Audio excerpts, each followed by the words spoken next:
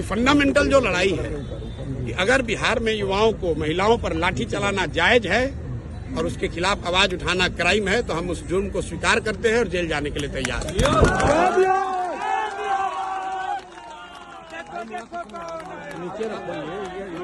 ये माइक मेरे मुंह पर घुसा देगा।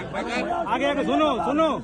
अगर गांधी मैदान में जो आ रही है एक पब्लिक प्रॉपर्टी है, वहां जाकर अपनी मन की बात रखना, जिस बिहार में गांधी ने सत्याग्रह की शुरुआत की, उस बिहार में सत्याग्रह करना अगर गुनाह है तो हमें वो गुनाह करना मंजूर है। और इसीलिए मैंने बेल, न्यायालय का पूरा सम्मान है, न्यायालय का सम्मान है, जिन्होंने मुझे बेल दिया है, मैं उनको धन्यवाद देता हूं। लेकिन ये मेरे लड़ाई के खिलाफ है। उन युवाओं के साथ धोखा होगा जिन्होंने मेरे पर विश्वास करके अपना जान जोखिम में डाला है, तो इसलिए मैं अब जेल जाना मैंने स्वीकार किया है।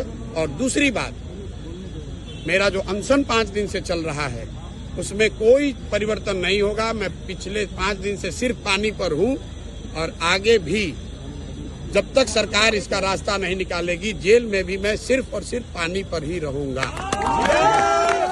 ये बदलने वाला नहीं है।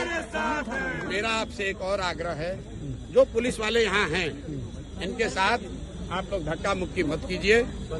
ये अपना ड्यूटी कर रहे हैं, हम लोग इनको जाना चाह रहे हैं। इनको ये अपना आदेश ये खुद नहीं बनाते, इनको ऊपर से आदेश है, भाई आपको लाठी चलाना है तो लाठी चला रहे हैं।